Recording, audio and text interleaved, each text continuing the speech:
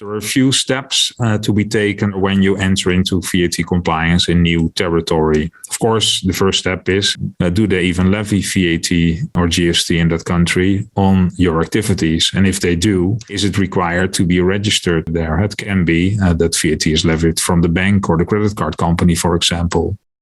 Well, secondly, you need to know, is it B2B or B2C in scope? Or sometimes you count the B2C, but once you're registered, there can be force of attraction and everything needs to be taxed, including your B2B supply.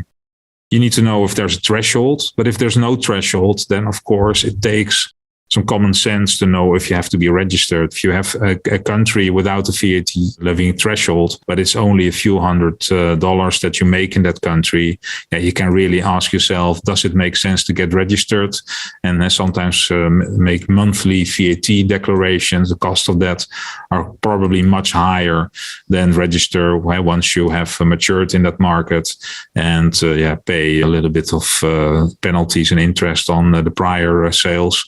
May be cheaper than getting registered earlier.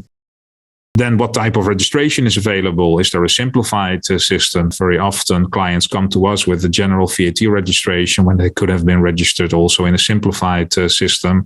So it's really good to watch out what is available in the market, because it could be the difference between filing monthly or quarterly. Also important to know, is there a need for a fiscal representative? Because then you need a local party to act on your behalf. And especially in the Middle East, for example, the penalty regime can be quite harsh. It's not always easy to find someone who is willing to face the music on your behalf. Also, you need to know, do you have the resources to deal with VAT levying in many jurisdictions? You can outsource it. Do you outsource it centrally or to local players? All questions to ask. Now, once you've decided you want to be registered, then you have to keep track of the rules and obligations. So you want to have a service provider who is able to deal with that.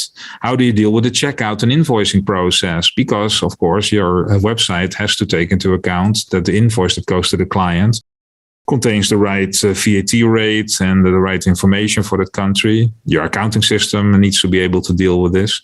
You need to know what the filing periods are. Sometimes even small countries have monthly filings, or is it quarterly? Is it regular or simplified system? And what about the payments?